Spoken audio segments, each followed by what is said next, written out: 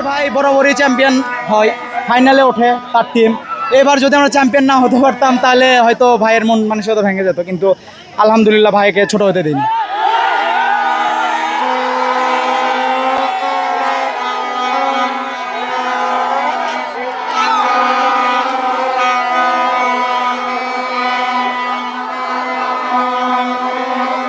She's a Piper champion, hip hip!